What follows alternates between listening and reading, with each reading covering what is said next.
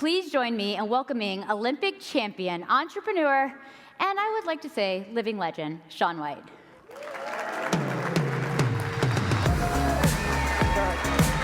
Thank you.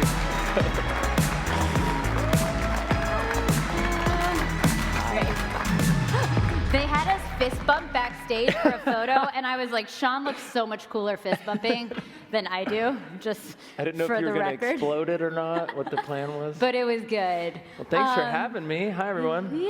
Hey. We are so excited to have you here. Awesome. So I know I just talked all about your accolades, but Yeah. let's just talk about them again because I don't know. It's pretty incredible. 5-time Olympian, 3-time Olympic gold medalist, world record for most X Games gold medals and most Olympic gold medals by a snowboarder. My God, could you be a little bit less ambitious, Shaun? So we know all of that, but I would love to go to the beginning. Yeah. I know it's early, but let's go all the way back Yeah. to young Shaun. We're 6 years old. Okay, you just started snowboarding. I think I read at the time that like they almost didn't even like make snowboards for children. Yeah, that was an issue. I mean, how did this happen, and Yeah. what did you love about it at the time? Yeah, I mean, it's a crazy beginning for me. I actually, was born in San Diego, not a lot of snow nearby at the beach, and I had asthma as a kid. I hated the cold, and I was born with a congenital heart defect called tetralogy of Fallot. So I had multiple open heart surgeries to correct that. I was supposed to be a very sluggish and inactive child, is what the doctors were saying, and obviously that was not the case. I found my own rhythm, and that led me to the mountains. I think my parents just were like, hey, let's do this weekend getaway to Big Bear, Snow Summit, something like that, and we did that a couple of times, and we loved skiing, and I think, about 6 years old, 6 years old, my brother, we got to the mountain, my brother's like, I'm gonna do this new thing called snowboarding. And I was like, what is that? And I begged my parents to put me on a board, and they were very thrilled to do it because I was just like a terror on skis. I wasn't allowed poles. In what sense? I'd hit my siblings with poles, Right. and I would dart in the, I was definitely that like horrible redheaded kid in your neighborhood causing trouble. And we've come a long way. So they put me on a snowboard, and they didn't make kids' boards at the time. And so I was falling, and they keep track of me, and that led them to calling Burton Snowboards. I actually got my first sponsorship when I was 7 years old from Burton, and they put me on their kids' team. So it was, Wow. yeah. I feel like I read at the time that you went to your like high school principal and you were like, I'm going to compete in Japan, and he like went through the list of sports, and he was like, this is not a sport, snowboarding's Yeah. not a sport or something. Did you ever call him back up and say, joke's on you, Well, it's a sport? It was just a crazy situation because the world in which I lived in didn't understand the sport and didn't think it was a sport. Like you said, I mean, I asked my principal, I'm like, hey, I got this thing going. They're flying me to Japan. I've got sponsors. And he's like, it's just not on our list. He's like, we got tennis, we got horseback riding, figure skating. Like, snowboarding's not a real sport. And so from that point on, I just felt like I was always fighting to be legitimate or looked at as an actual athlete. But then meanwhile, I'm like I don't know what it was. I got kicked off a flight once because they're like, you're fraudulently flying under your father's name. There's no way a 12-year-old could be like a 1K Premier Global Service, flyer on United. So there was just this weird sort of in-between I was living in where over here, snowboarding made sense to us, but then everybody at home just didn't believe in it. It reminds me, so I've spent my career interviewing founders kind of before they hit it big. So the founders of Uber, Airbnb, and I know we all look back at it and we say like, oh yeah, it totally makes sense to sleep in a stranger's home and like hop on into a stranger's car. Totally. But at the time, like people would say like, oh, you're crazy. Like that, and there was resistance. And I think this is the story a little bit of entrepreneurship. Like it makes so much sense in the rearview mirror, but it's like absolutely messy. Yeah. And I saw a lot of interesting parallels to your story and trying to convince folks that like snowboarding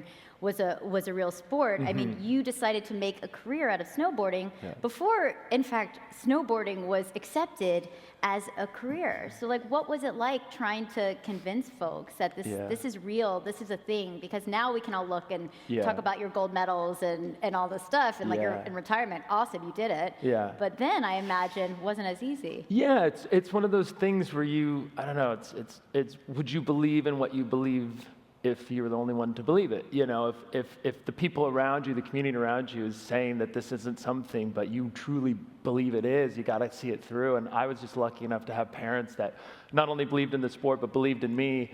And at the time, you know, my whole family snowboarded. Like it was our thing that we did together. And so I felt like no matter what, there was us and then there was the rest of the world. And as long as we enjoyed snowboarding together, like it was so much more enjoyable to have my dad riding with me on the mountain than screaming at me from the sideline of a field. You know, when I did traditional sports as well, but there was something about this sport that just pulled us together as a family. There was a situation where I was probably 11.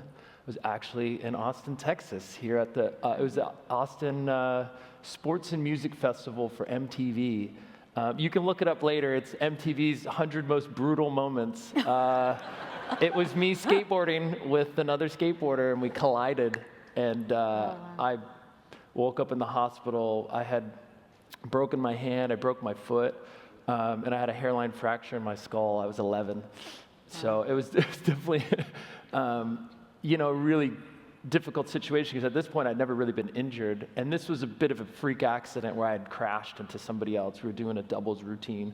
But the community that we lived in really went, oh my God, you're letting your cardiac kid go do these dangerous sports and look what happened. You know, it was a very turbulent time, and that really tested us as a family. It's like, what are we doing? You know, are we letting our kid do this thing that is unsafe? Is it like, you know, because they really had faith that I was making my way in these sports, but we were tested again and again, and we realized that, and you kind of talked to me about it backstage, but my mom was like, we just got to get him back on the skateboard. He just loves it.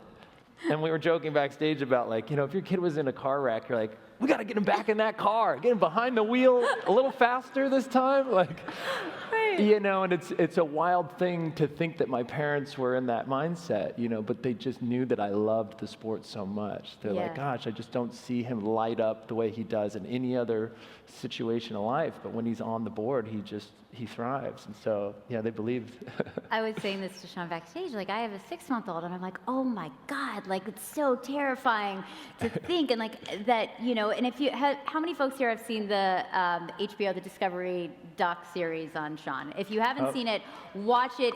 It's incredible. Yeah. And they show that moment. That crash, yeah. And I was just cringing watching it. Yeah. And, you know, you fractured your skull at the age of 11. And what was interesting about that was that you're, you know, and this is after 2 heart operations where they're like, you know, don't go in jacuzzis and like, don't go scuba diving. And then here you are doing all these things, and your parents were really encouraging of you. Your sister said in this, the choices my parents made helped mold Shaun's career. Specifically, what were those choices? I think it was just to, one, believe in the sport. I think the other was that they believed in me. You know, I think if you watch the doc, my mom actually talks about it. She's like, gosh, we got so close to losing him. And from the beginning with the heart operations and these things that we just felt like, well, we can't hold him back from life now. We got to let him go. And so I think it was them letting me find my own boundaries, you know, because they could have easily just helicoptered over me and made sure I didn't do anything too dangerous and, you know, put the bumpers up. But they let me go. They let me just do my thing. And they themselves were very thrill-seeking, open-minded, fun, sort of adventurous people. So it's just this perfect combination of like growing up in Southern California, having access to, you know, skateboarding, surfing, the mountains, and then these type of parents and all that. But yeah, it's an interesting sort of time when I look at it because, you know, mainstream media finally caught up with snowboarding. You know, when I was telling my principal it wasn't a sport, or he was telling me it wasn't a sport, I'm like, I'm pretty sure the house I'm buying up the street says different, but okay. Like, you know, I was like 16 when this was all going down. I bought a home in north of where we were at to qualify for a new school district so I could get my graduate high school.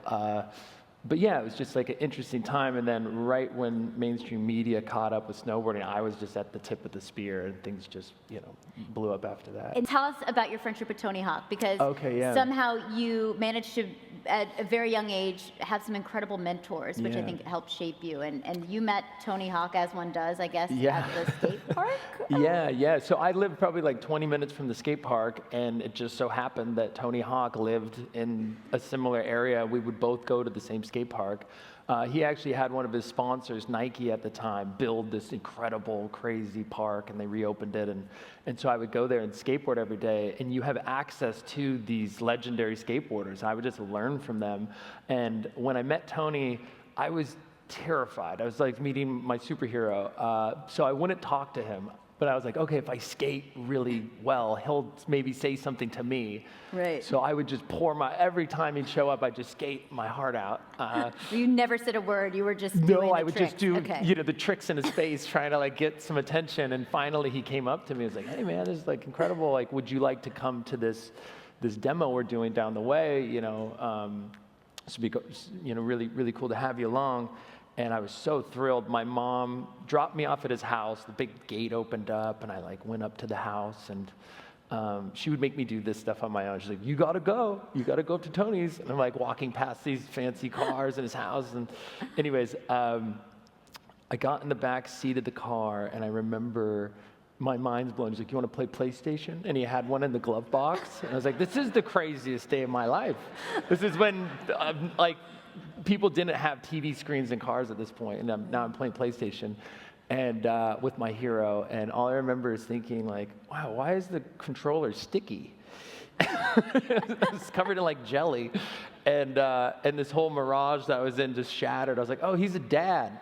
He's got kids, right. And there's this mess everywhere, and I was like, oh, this is interesting, and it was a really cool moment. I share that moment because it humanized him. I was like, oh, this is just a guy. He's a dad. He's cool. And then and it allowed me to become friends with him. And so I don't think he ever really stopped me and went, hey, this is what you should do with your career, or like sat me down advice-wise as a mentor.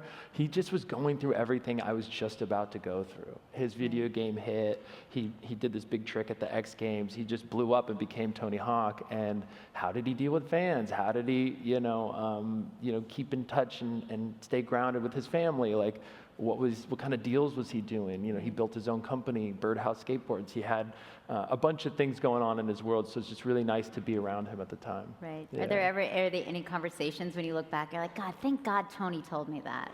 Or like, thank God he warned me of this. I'm trying to think. I don't know. I think he was always there to make sure I was just like still having fun with it. Yeah.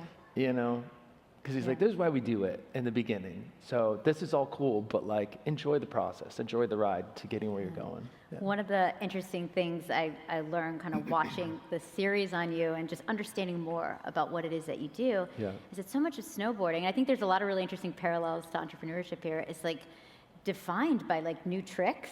Oh, yeah. And like you get to define the sport by creativity and coming up with these new tricks that you would do, and then people all around the world would then do, and like it was this game of like they're trying to catch up to you. You're coming up with new things. Yeah.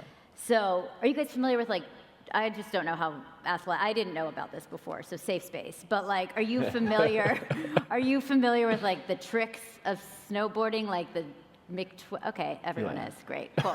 Awesome. You guys we're in great. Well, you're getting a thumbs up here. We got it. Good. Okay, you're in good hands up here, Shaun. Don't you worry. It's easy when you think of it this way, but the spins are just degrees of rotation, right? 180, 360, 540, and then you start adding flips to it. And so, we started doing a backflip 180, backflip 360, maybe do two flips, okay, double flips, and so it's gotten all the way up to double flip 1440s and beyond now. And how did you come up with this? So a lot of things kind of got us to this place, but what happened was you would kind of just be there like, who's going to go and try this crazy trick? And you'd hope that your friend was at paper, And as time went on, you know, I was gearing up for my second Olympics, and I remember it clearly. I was surfing with a buddy of mine, and he's like, "God, you got to win that next Olympics." And I was like, "Yeah, I know." And I was like, "Man," it got really tough because I'm at the mountain now, and people, you know, kids are fighting to try to get on the chairlift with me. It's a sport where you really have access to the athletes. Like, I can't just walk onto the basketball court at a game. But you could buy a lift ticket and be riding with me on the mountain. Right. And I'm not sure I would. Yeah. People of my nature. There's people standing on the edge of the half pipe trying to get selfies while I'm going and stuff. And hey, just talk to my daughter real quick before you drop in. And I'm thinking like, okay, I hope I don't really hurt myself on this trick.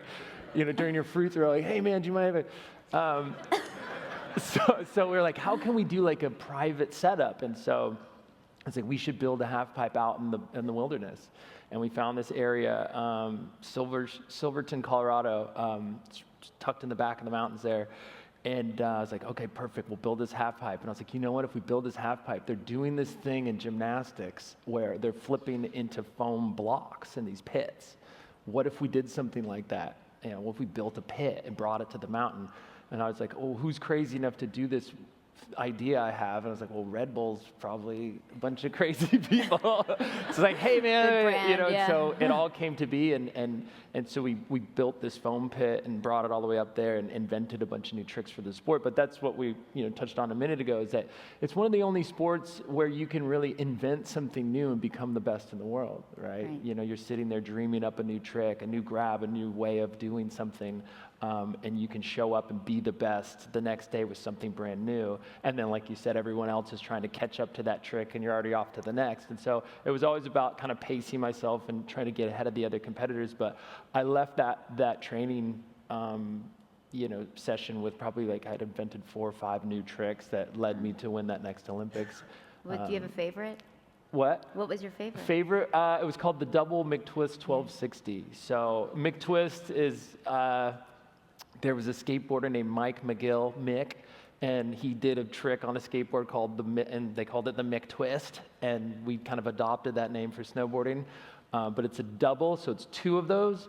The reason why I love the trick is because at the time, doing a double flip in the half pipe was like unheard of, right? And the only doubles that were maybe being done were by me, and they were a 1080, so it was a double flip 1080, and the way you spin this particular trick, you have to go backside. You put your back to the wall. And so when you normally like see the, like, sorry to get too deep into it, I can see it in my head, but you're coming around, you're like, there's the landing that I normally land on, and then you do this. And you put your back, and you got to get one more flip in. And that looks so graceful. Like, that looks so graceful. I don't want to try that. I see it in my head. It's like, it's right here, and then you just like say goodbye to it for a second, and then hope it's there when you come around. It was just such an amazing trick, and it was a 1260. It was like I could kind of do that trick and that trick alone and win events at that point. It was so far in advance. People are today still doing that trick in their run. How does it feel when you see them doing it? Oh, it's awesome. Were you like, yeah, that was me? Yeah, no, it's fun, and it's funny because it's the only trick that people in the media could correctly pronounce. That makes sense, because I could read that back. I could say exactly what you just said. I feel like it sounds like something you'd order at McDonald's, and that's why, like, oh, the double McTwist 1260. It's delicious. You said it, not me. Yeah, I think it's the only reason people knew how to pronounce that trick. But cool. No, it was a really special moment in time, and that trick, you know, to watch the tricks I created carry on. Yeah, it's been fun. I kept just watching, you know, looking, and I'm sure all of us have kind of grown up seeing you at these incredible moments. And I want to talk about the Olympics in a second, but I would love to talk a little bit about your relationship with fear. Yeah. I mean, you know, we could spend the whole time on it, but I imagine, like, you risk your life over and over and over again. So how do you mentally prep for those moments, and what is your relationship with fear? No, it's something that I feel like when I was younger, it was easier just because you don't really think things through as much, and you would just do. And as you get older and you have a couple injuries, things happen, you start to kind of clock like, ooh, there are repercussions to this next trick or what I'm going to do today in my actions. And so I remember, I was watching somebody do a backflip. They're learning a backflip, and what happens is, if you've ever seen anybody learn a backflip, they say, okay, I'm going to do a backflip, and then they get to here and decide, I don't want to do a backflip anymore. They're upside down. I go, oh my God.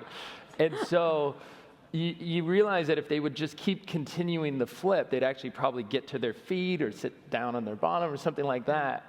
But being stuck upside down and then landing on your head, it's not where you want to be. No. And you realize that the commitment needs to be there. Otherwise, it's more dangerous if you don't have it, And if I asked anybody to jump over the speaker here and, the person in their mind that's like, oh, I got that.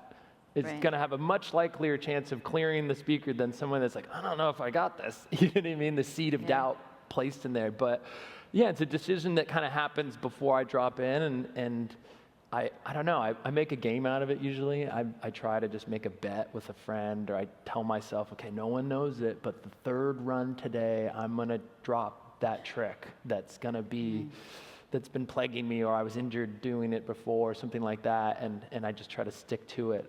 But it's a weird relationship. It's one of those things where I talk to people with normal jobs or things like that, not this particular career path, and they're like, really, like how frightened are you every day? I'm like, oh, there's a bit of fright every single day. I'm up there kind of going, oh, is today the day that I'm going to get badly injured and be dealing with that for the next few months or something. It's interesting to hear you talk about it, because it sounds like it also comes down to conviction. Yeah. Just making that choice. And there's a level of like, how much do you want it? Like how badly do you need to see this through? How much do you believe in it? And there's something special in there about like goal setting and where do I want to be at this point in time and how do I get there? And I've been taking these little steps and this like leap of faith to push it over the edge.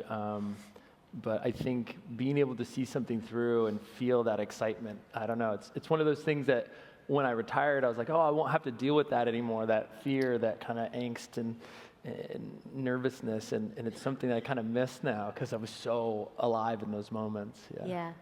Can you describe, speaking of feeling alive in these incredible moments, can you describe the feeling you had the first time you won the gold medal at the Olympics? Yeah, that was a wild day. I was 19.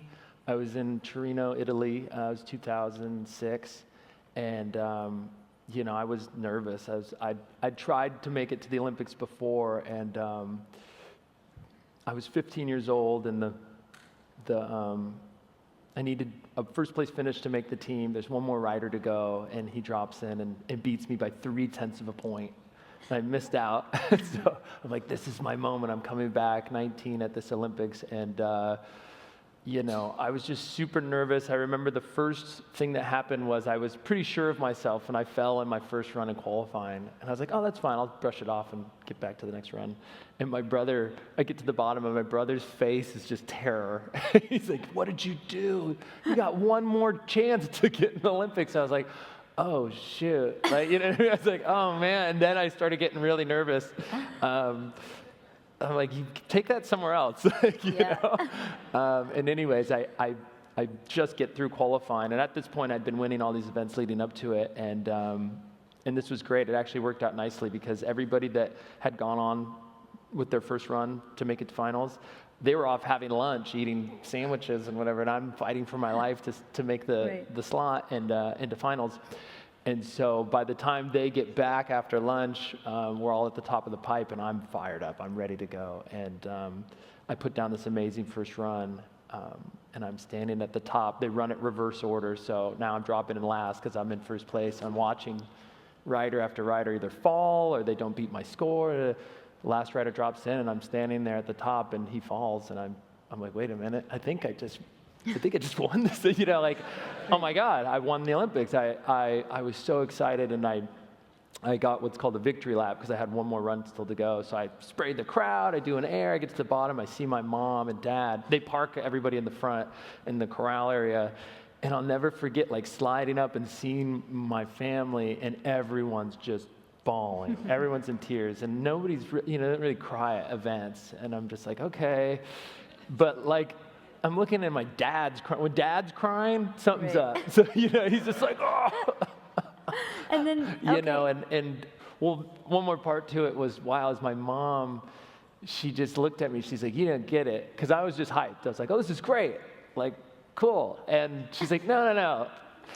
get it. I was like, what? And she's like, you just won the Olympics. Like, you will forever be known as Shaun White, the Olympic gold medalist. This title will follow you the rest of your life. Like, everything's just changed. And it's crazy to talk about it because it was true. After that moment, everything changed in my life.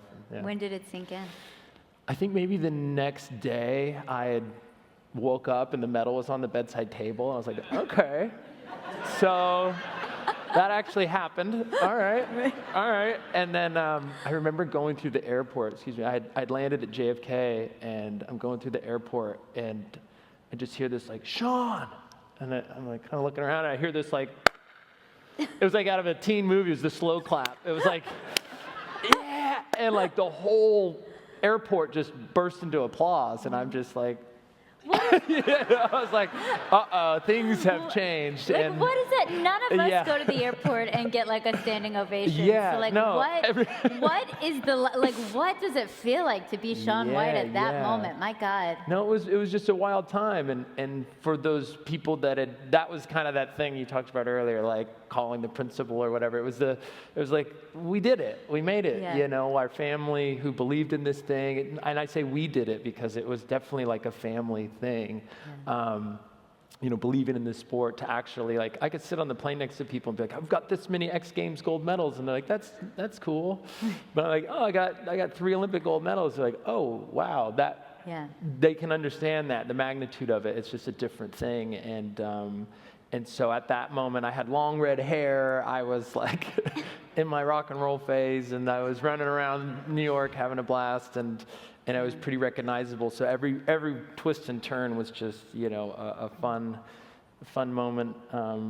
Yeah. It's easy to look at you and really, it's very easy to celebrate all of the incredible accomplishments you've had. You are technically a GOAT, right?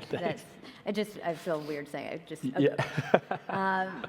But we can also oversimplify what it takes to get to where you're at.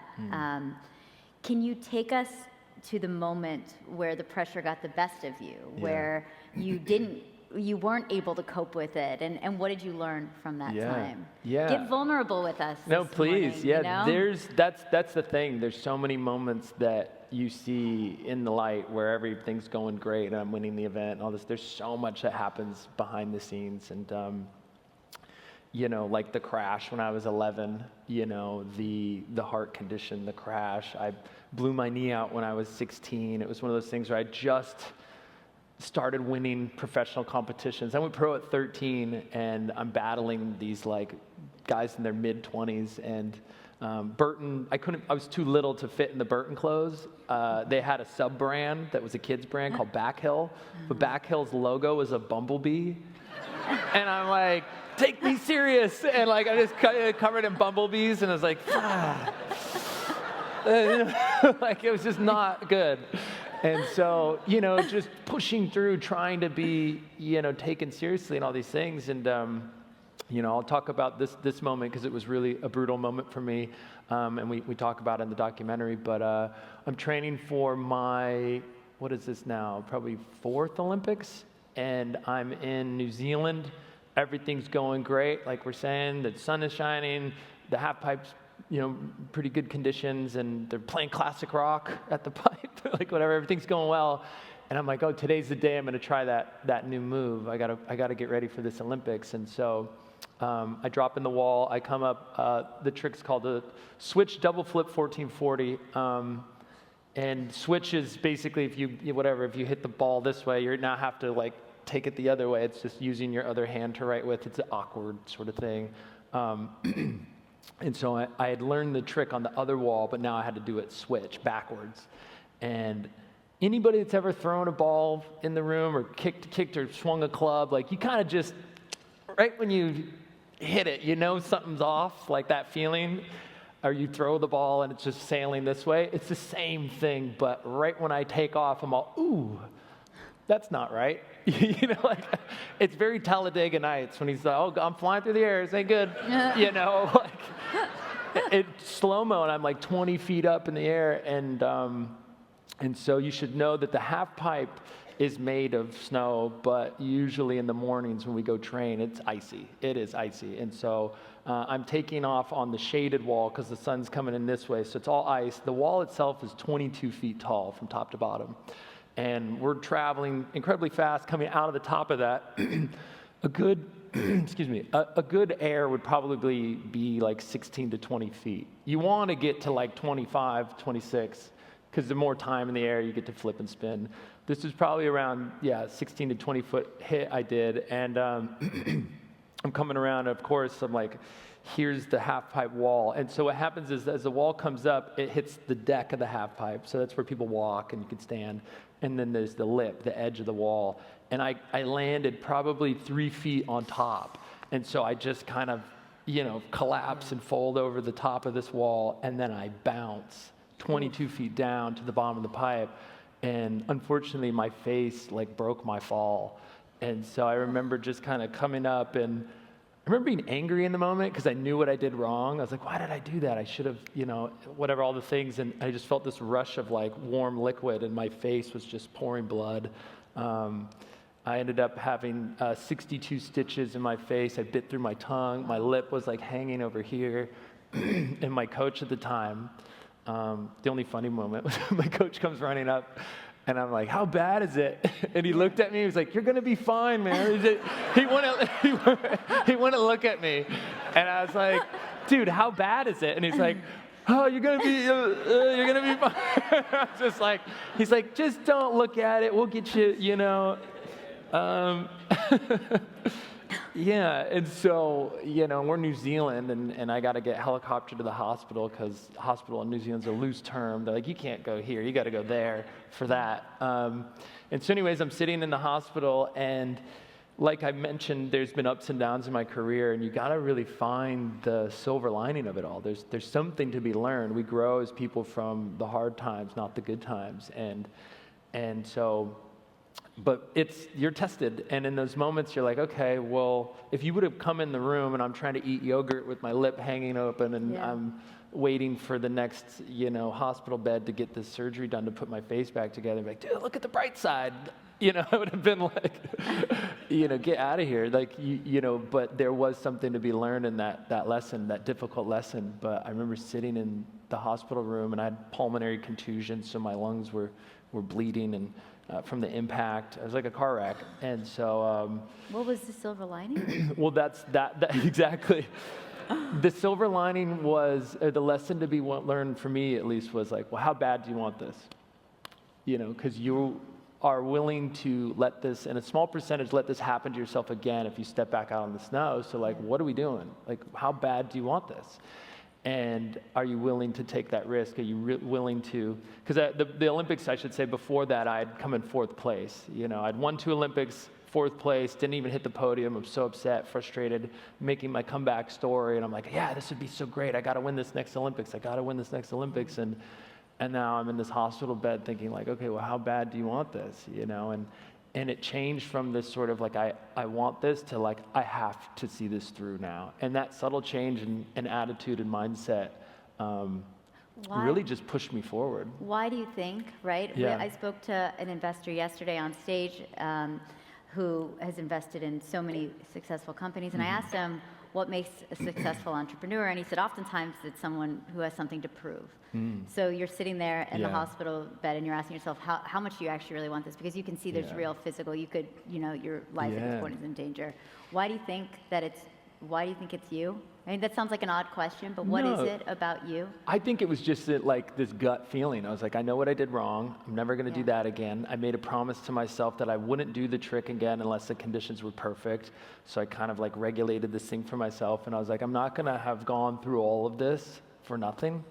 I'm going to see this through, whether it takes me to this or that. I have to see this through. But it was more of a gut feeling. And that's something that, when you're setting your goals for anything in life, or you're doing whatever, you have to really believe in it. You got to be, this is what I'm doing. Because there will be these setbacks. There will be these things that really push you in a different direction. You have to, either go, okay, my gut's telling me we got to roll with these punches, or no, we got to see this through and keep going. And that was just the mission I was on. But the funny fact of it is that I made that promise to myself I wouldn't do the trick until the conditions were great. And these crazy things started happening because the Olympic qualifying was maybe a month or two away. So I'm battling, trying to make the team, and during these competitions, I get these little windows of training, and so I was like, oh, I'll pop over to Canada. I heard they have the great half pipe up there. Blizzard comes in, record snowfall. Oh, let's go back to Mammoth Mountain. I heard they have this. I show up at Mammoth, and the machine that cuts the half pipe, this part broke, and they're like, oh, it's back order. We gotta, okay, let's pack up, go back to, Utah. Maybe they have the. We're 2 weeks out from the Olympics. I haven't really done the trick yet, and I'm flipping out because I'm like, well, when am I going to get a chance to do this? And then I remembered that same thought that I had in the hospital bed. I was like, you just have to do it when you get there. So, is there something you would tell yourself before these big runs when you had so much tremendous pressure? Like, is there a mantra, or is there like a little thing that you do that now you can tell us because you're not doing the same, but like, no one's, if they steal it, you're good, you're retired. Yeah. Like, what's the thing that you did? My thing was just recreating these little habits, like recreating I wake up, I eat this, I say that, I do this, I win, Right. or whatever it is. Like creating this consistencies, playing the same song, doing the same thing every day. I actually started traveling around. They invented putting mattresses in boxes. And so it's like, oh, this is great. I can ship my bed to wherever I'm going now and buy a new bed. And so at the Olympics in Korea, I had the bed that I sleep on at home, which is amazing because I'm getting this great night's rest because it's the bed I always sleep in and not just like some random pillow and random hotel in Korea, something like that. So it's like anything I could do to recreate these little things. And then I think at the top of the half pipe, I quickly run through all the horrible things that could happen. And then I push them out, and whatever song I pick starts to play, and then I go, oh, well, what if this is my moment? I start saying that to myself, like, well, what if, instead of all that stuff, what if this is like my time to shine? What if this is just, I'm just waiting for them to say go, and I'm gonna do my thing. And then there's this beautiful balance between, I think, being completely focused and then like slightly not caring.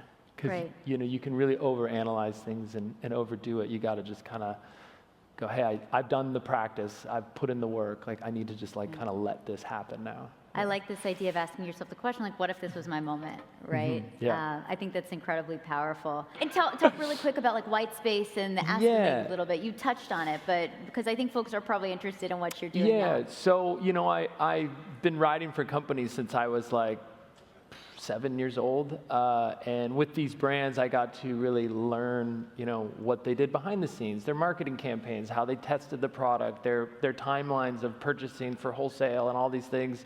And so the owner of Burton Snowboards, Jake Burton, had passed away. I was trying to figure out if I was re-signing with Burton. I'm very loyal to the brands that I work with. And with him gone and just this kind of turbulent time in the sport, and I'm looking at the next like 5-10 years of my career, I was like, what am I going to do? And so I created a brand called White Space with my brother Jesse and some friends, and obviously White Space, play on my last name, but the word actually means a blank canvas. It's a gap in the market. It's a void waiting for something new.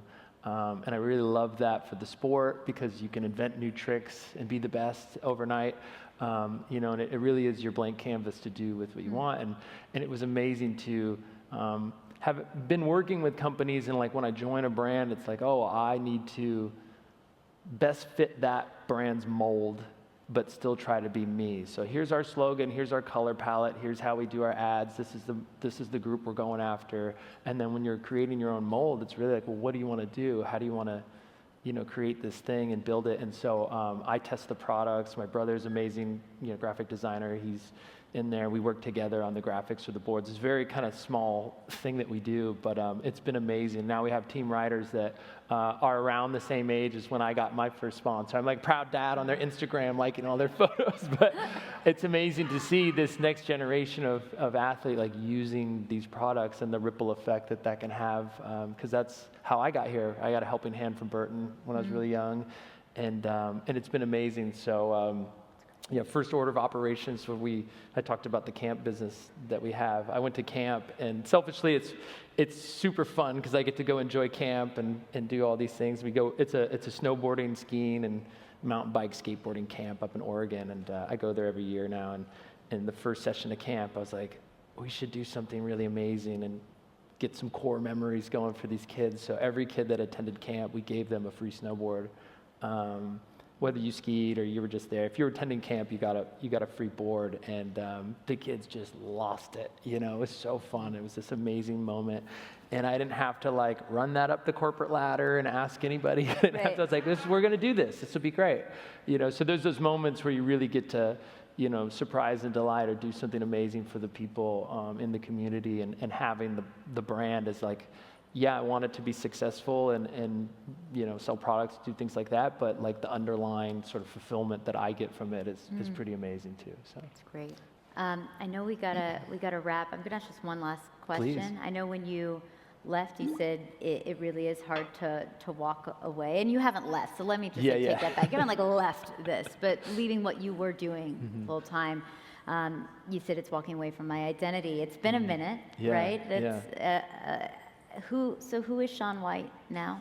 Ooh, it's a good question. I mean, I feel like I'm still the same person through and through. Even when I was competing and getting the success and all these things, like I felt like I was still the same person, and then these amazing things were happening through hard work and kind of like dedication to what I was doing. And I feel like it's still the same. Like I'm still waking up going, okay, well, what would excite me today? What's fulfilling? What am I passionate about? And again, it's hard to walk away from something that you've built a lifetime doing, but I think the fight and the excitement's still there, and seeing the success within these businesses that I'm creating. There's these heartwarming situations that one of the competitors at the Snow League was worried about if their government was going to fund them, because a lot of these athletes, there's not a lot of pay on the field of play within the sport. So if you win a snowboarding contest, it's maybe like $5,000-$10,000, sometimes New Zealand, which is not as much. But people, they're traveling great lengths for these things, and it's not paying the bills. You don't have a team. We don't have he signed to the Lakers. He's got millions coming in. It's just a different sport, and we're trying to change that. But just with the higher prize purse at our event, the one female snowboarder, we got this heartwarming email from her saying, I'm so thrilled because now with the money I got from just that one event, I paid for my whole season. Wow. And I'm so thrilled and excited because it's an Olympic year coming up, and it was just weighing on her. And what am I going to do? She's been taking the bus to get to these different things. And so you're oh wow, there's this real impact that's happening. There's a real sort of, we're impacting others' lives, and so that's the thing that gets me the most excited is I mentioned before, it's community and others, and where it was very solely my career and my focus driven thing, now kind of widening it to everybody else has been a much more rewarding sort of experience. My one observation before we all give you a big round of applause is it seems like you've been asking yourself throughout your career, you've been saying this could be my moment, and now you're saying this could be our moment. Our moment, exactly. To some degree. Great. Yeah. Shaun White, thank you so much. Let's Thanks give a for big having round me. of applause. Right on. Thank you. Thank you. Thank you. That was awesome.